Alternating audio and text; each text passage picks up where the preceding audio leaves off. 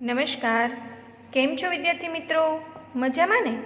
Tanna educational campus Gondal ધોરણ 8 વિષય સામાજિક વિજ્ઞાન. મિત્રો, આપણે ગયા સેશનમાં આપણો 7મો જે પાઠ છે એમાં સ્વાધ્યાયપોથીમાં 1 થી 3 પ્રશ્નો વિશે ચર્ચા કરી ગયા. હવે આપણે જોઈએ પ્રશ્ન નંબર 4. શું છે તો કે નીચેના પ્રશ્નોના 1-2 વાક્યમાં ઉત્તર લખો. તો ચાલો જોઈએ. આપણે પહેલો પ્રશ્ન આપણો છે, વાતાવરણ કોને કહે છે?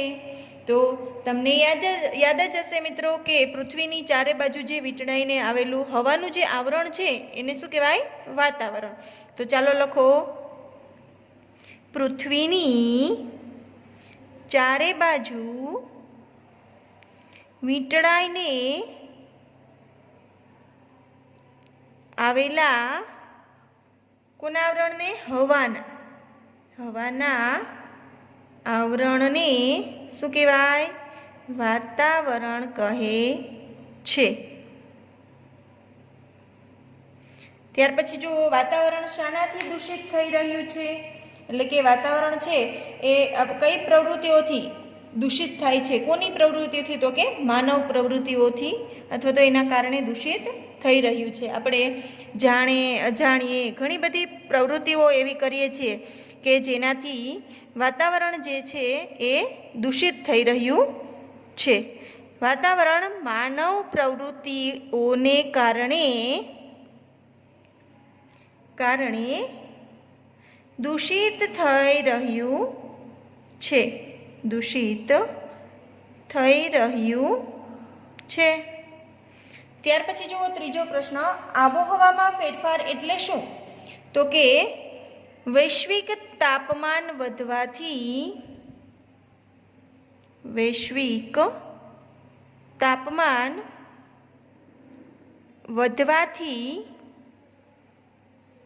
તાપમાન, બીજું શું આવે તો કે પવનની દિશા અને ભેજ વગેરેમાં જે ફેરફાર થાય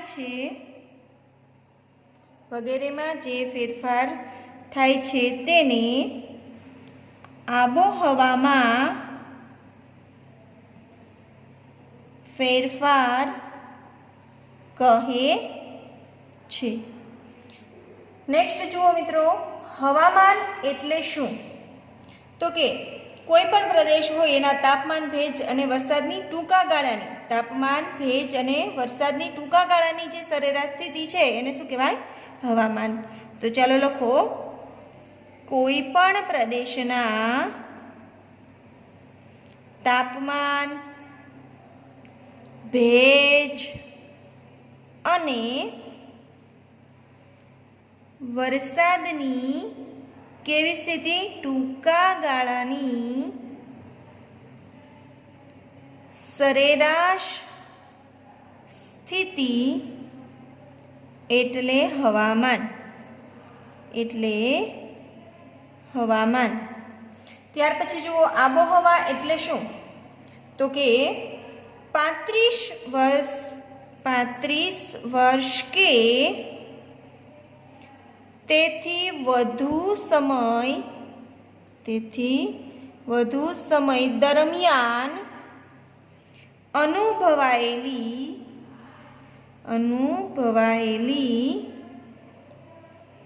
ઋતુગત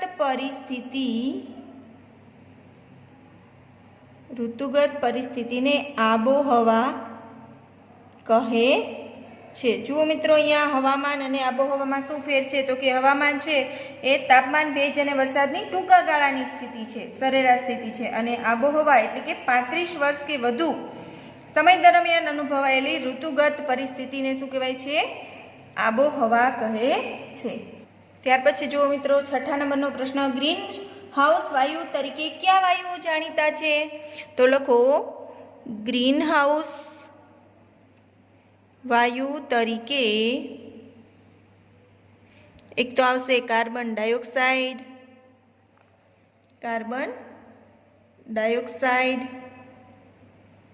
ત્યાર પછી મિથેન,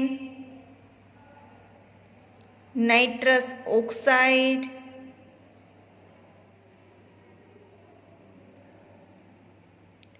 ત્યાર પછી ક્લોરોફ્લોરોકાર્બન એટલે કે CFC અને હેલોકાર્બન વાયુઓ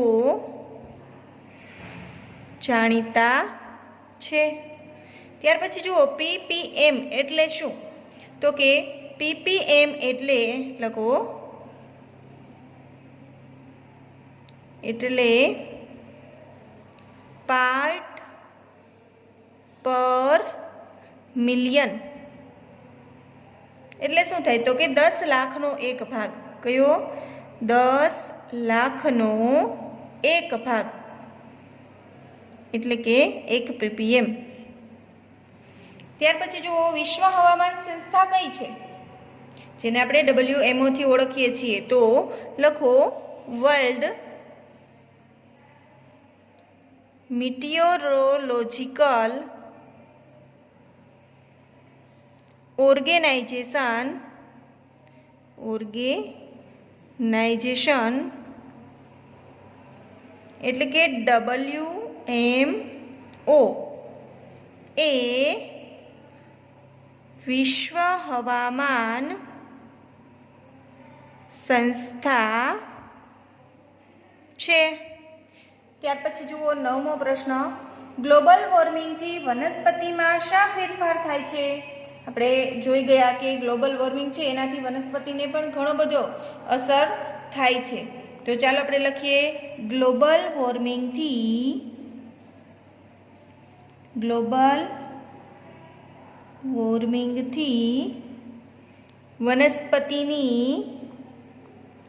વનસ્પતિની ઉત્પત્તિ, બીજું શું? તો કે તેમની વૃદ્ધિ નો સમય, તેમની વૃદ્ધિનો સમય કે જેટલા સમયમાં એની વૃદ્ધિ થવી જોઈએ એ સમયમાં ફેરફાર થાય છે.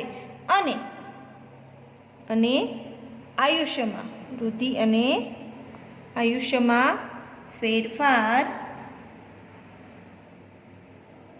ફેરફાર આવી રહ્યા છે. ત્યાર પછી જુઓ પક્ષીઓની કઈ જાતિ ગ્લોબલ વોર્મિંગને લીધે લુપ્ત થઈ રહી છે? તો લખો ચકલી અને બીજું શું હશે? ગીધ જેવા પક્ષીઓ ગ્લોબલ વોર્મિંગને લીધે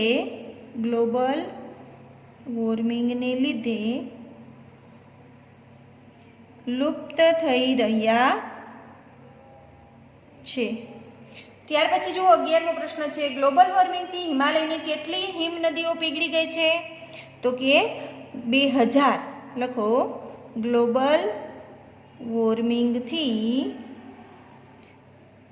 હિમાલયની 2000 હિમ નદીઓ પીગળી ગઈ છે. નેક્સ્ટ જુઓ 12મા નંબરનો પ્રશ્ન, ગ્લોબલ વોર્મિંગથી કયા રોગોનું પ્રમાણ વધી રહ્યું છે? તો કે ઘણા બધા રોગ એવા છે જેમ કે કોલેરા છે, ડેન્ગ્યુ છે, મેલેરિયા છે વગેરે. તો લખો ગ્લોબલ વોર્મિંગથી cholera, dengue, malaria, swine flu વગેરે રોગોનું પ્રમાણ વધી રહ્યું છે. ત્યાર પછી જુઓ બિનપરંપરાગત ઉર્જા સ્ત્રોતો કયા કયા છે? હવે બિનપરંપરાગત ઉર્જા સ્ત્રોતો એટલે શું? તો કે જેને આપણે વાપરીએ છીએ તો પણ એ પૂરા નથી થતા. બરાબર છે? જેમ કે સૌર ઉર્જા છે એ બિનપરંપરાગત છે કે આપણે એને ગમે તેટલું વાપરીએ છીએ તો તે ફરીને ફરી ઉત્પન્ન થઈ જ રાખે છે. તો ચાલો આપણે લખીએ કે સૌર ઉર્જા, ત્યાર પછી પવન ઉર્જા છે ને, એ પણ પવન ઉર્જા, ત્યાર પછી ભરતી ઓટ ઉર્જા, દરિયામાં જે ભરતી અને ઓટ માટે જે એમાંથી જે ઉર્જા ઉત્પન્ન થાય છે તે ઉર્જા વગેરે બિનપરંપરાગત ઉર્જા સ્ત્રોતો છે. ત્યાર પછી જુઓ 14મા નંબરનો પ્રશ્ન છે મિત્રો, કયા વાયુનું ઉત્સર્જન કરનારા સ્ત્રોતોનો ઉપયોગ ઘટાડવો જોઈએ? તો તમને ખ્યાલ જ છે કે કાર્બન ડાયોક્સાઇડનો. શા માટે? તો કે પૃથ્વી પર જે ગરમી વધી રહી છે તે અટકાવવા માટે. તો લખો કાર્બન ડાયોક્સાઇડ વાયુનું ઉત્સર્જન કરનારા સ્ત્રોતોનો ઉપયોગ ઘટાડવો જોઈએ. નેક્સ્ટ જુઓ 15મો પ્રશ્ન છે, ગ્લોબલ વોર્મિંગ એટલે કે વૈશ્વિક તાપવૃદ્ધિ એટલે શું? તો કે લખો ગ્લોબલ વોર્મિંગ એટલે કે વૈશ્વિક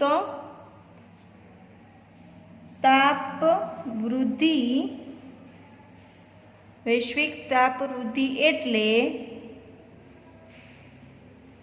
પૃથ્વીના વાતાવરણને ગરમ કરનારી ગ્રીનહાઉસ ઇફેક્ટ.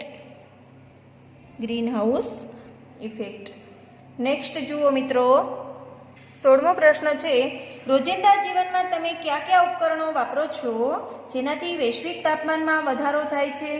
તો યાદ કરો આપણે કયા કયા એવા ઉપકરણો વાપરીએ છીએ કે જેનાથી વૈશ્વિક તાપમાનમાં વધારો થાય છે? તો ચાલો લખો ફ્રીજ,